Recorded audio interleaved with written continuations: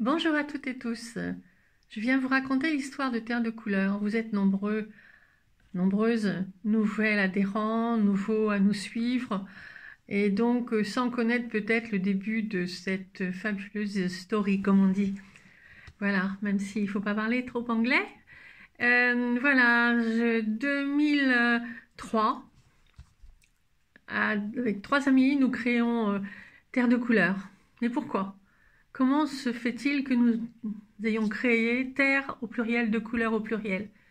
Ben, simplement parce qu'en 1999, mon petit-fils est né, métis, sénégalais, et donc j'ai découvert ces terres de couleurs au Sénégal, toutes ces couleurs, et toutes les couleurs des vêtements bien sûr. Moi je vous le fais en noir et blanc aujourd'hui, en black and white, parce qu'en fait le début de l'histoire c'est du black and white. Naturellement, moi j'arrivais là-bas sans trop connaître. Je suis retournée 3 fois avant de m'y installer, en juillet 2001, ou juin, bon, peu importe.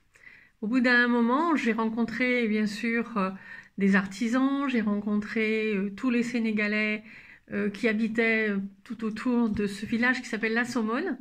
Et donc très vite, on m'a repéré, si on peut dire ça comme ça. On appelle ça les toubabs, les blanches, les blancs. Et donc la Toubab a été repérée comme étant éventuellement une gentille femme, peut-être un peu naïve, et qui voulait sans doute refaire le monde. Donc j'ai investi moi-même personnellement pas mal de choses.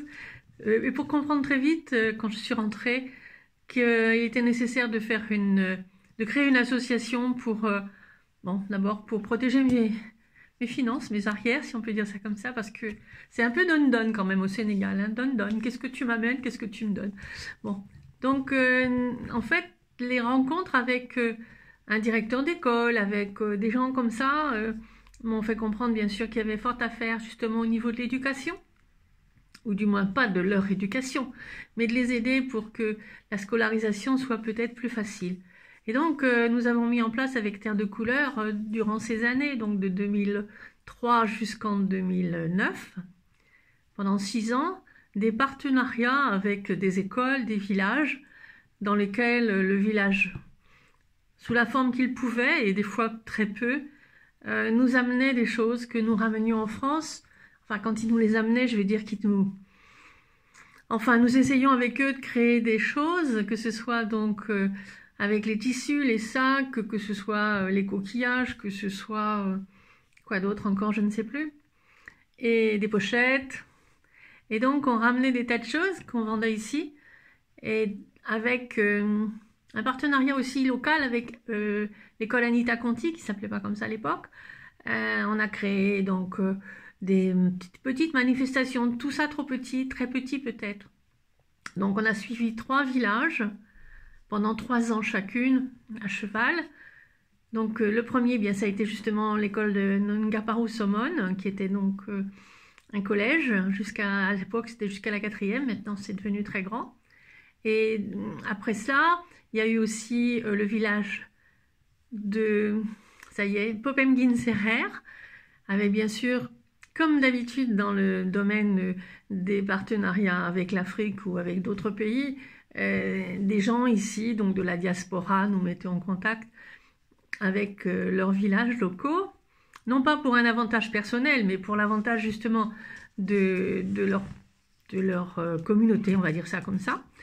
J'ai autour du cou un collier ramené à cette époque-là. Je crois qu'il m'en reste encore un à vendre pour Terre de Couleur. Donc, Popemguine Serrer. Ensuite, Garage Benteigné, qui est sur la route entre Dakar et le nouvel aéroport. Et puis Niaguepeul. Donc Niaguepeul qui se situe près du lac Rose. Ils avaient vu passer beaucoup de monde, mais très peu de monde pour y faire des choses.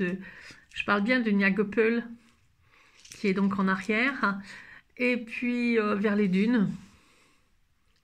Bon, tout ça, ça s'est pas toujours bien passé, parce que, comment dire, cette façon d'être toujours en attente et trop en attente ne correspondait pas vraiment à ce que nous étions capables de faire.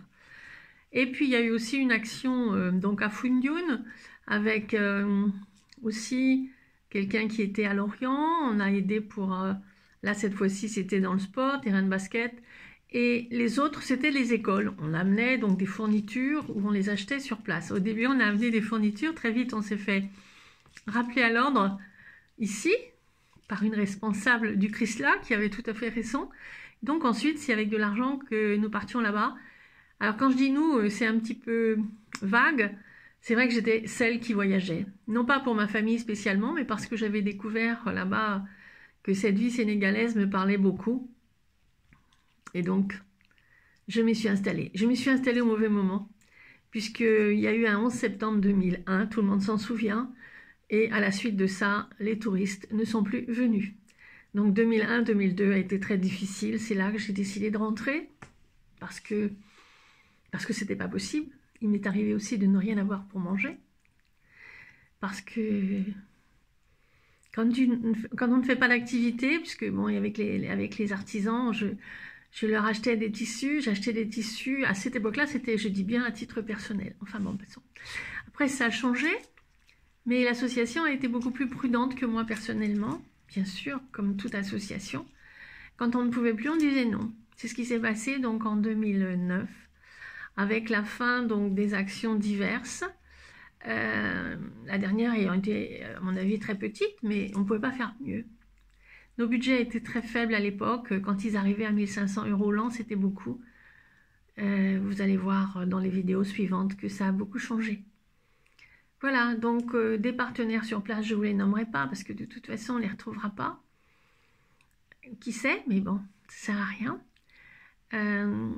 C'était pas des partenariats nominatifs, hein, on est bien d'accord, mais j'avais des partenaires sur place.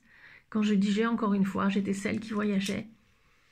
Tout le problème de la personne qui voyage et qui, de ce fait-là, a un peu sur les épaules plus que les personnes qui n'y vont pas. Bon, la chance là-bas, c'est que ça parlait français et que j'avais quand même, après, l'intermédiaire de ma belle-fille qui, éventuellement, pouvait me renvoyer des choses si besoin était, et des gens qui voyageaient, puisque les gens voyageaient beaucoup, ce qui n'est plus le cas aujourd'hui. Vous savez que le Sénégal, comme d'autres pays d'Afrique, enfin ces pays touristiques, sont en vraie panique financière.